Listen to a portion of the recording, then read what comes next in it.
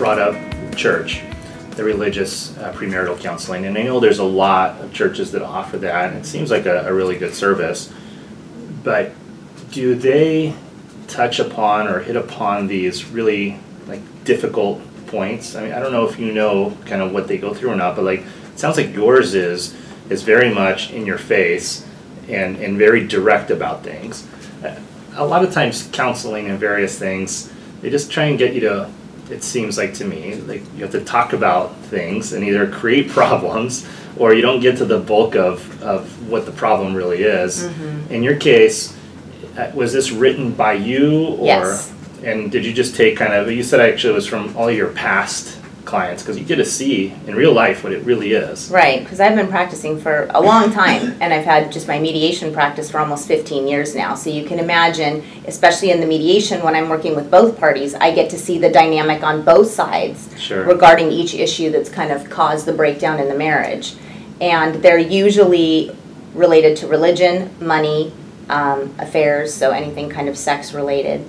And sometimes it's also the role in the relationship.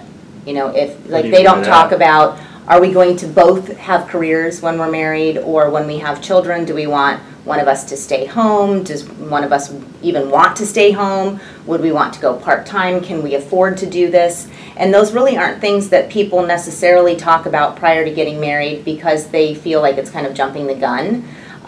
Or if they do, they talk about it very loosely. And I think it's really important to make sure when you're starting something like marriage together that you're on the same page, because that just makes you this power couple moving forward, instead of two individuals who could potentially have friction moving forward when issues come up. And again, we're not going to hit on everything that's going to come up, but there's some core issues that are the leading causes of divorce these days that I address. And you're right, it's a little bit in your face, and the purpose isn't to cause problems and convince the couple not to get married, because what I'm trying to do is kind of salvage the potential for breakdown later in the marriage by addressing these beforehand. And so it usually doesn't incite problems with the couple, because there's no hot topic that's readily apparent. Right. We're actually just working through them before, and they probably think some of the stuff I ask them is sort of silly.